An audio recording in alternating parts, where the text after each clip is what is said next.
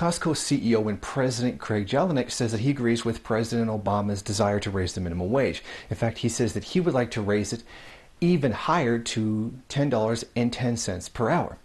Now, Jelinek already pays his employees a great deal more, so obviously this increase in the minimum wage wouldn't affect him. In fact, on average, a Costco employee makes about $45,000 a year, whereas opposed to the average Walmart employee makes about $17,500 a year. So obviously, we see this really wouldn't affect him in any way. However, it would raise the wages of people in different sectors. Now, why would he want to do this? Reason being, there's a good chance that a lot of the money that would be the income that people would receive from a higher minimum wage would actually be spent in his store raising his own profits. So doesn't that make him a good capitalist? After all, he's trying to get workers paid more money. No, this is a common myth that there's somehow a good capitalist out there, which comes a lot from people like Bill Gates and George Soros. You see, Jelinek is not being altruistic. What he's trying to do here is undercut the ability of other stores to compete with him. By raising the minimum wage, he would be undercutting a lot of the profits that Walmart would have, and then a lot of that money would actually go to him. What he's doing here is trying to use the system, or this place, the state, to raise the wages of people in other sectors, making them less able to compete with him. His business model allows him to continue to operate with higher wages, while someone like Walmart is actually able to compete better. What he's doing here is keeping his image as being a good capitalist that gives a higher wage to his employees, while undercutting the ability of his competitor, Walmart, to be able to make as much profit. This is a win-win situation for him.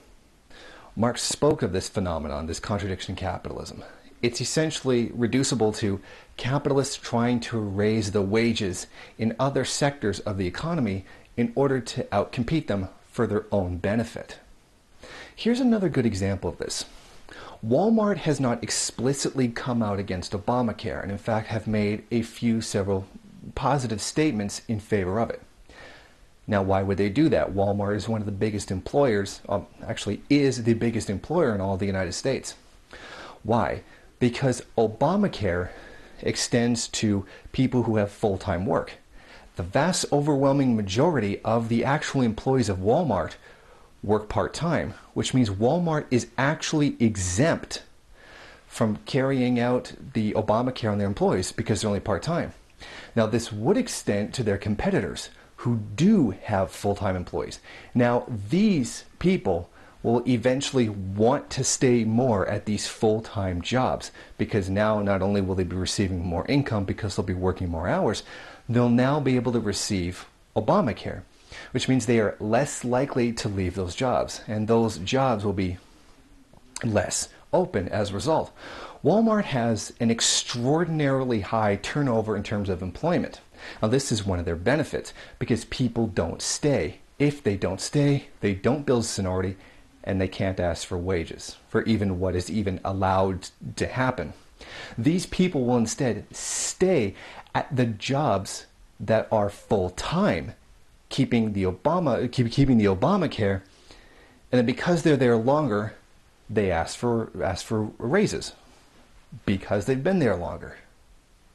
This actually protects Walmart's position because it can keep their high turnover, and it harms their competitor because they have employees staying longer because of the health care, and then eventually ask for raises because of the amount of time they've stayed in the company.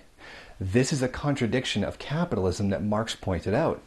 What we are seeing here is not the CEO of Costco being a good capitalist, like a good liberal capitalist who cares about his employees.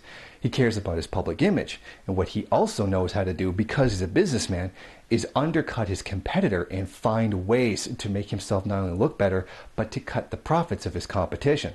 The same thing with Walmart. They're very smart here. They know that this Obamacare thing is actually going to work out in their favor.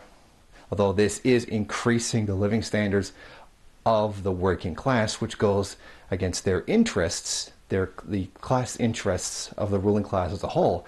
It goes in their profit motive interests because it makes things more difficult for their competitors. This is why Marx called it a contradiction of capitalism.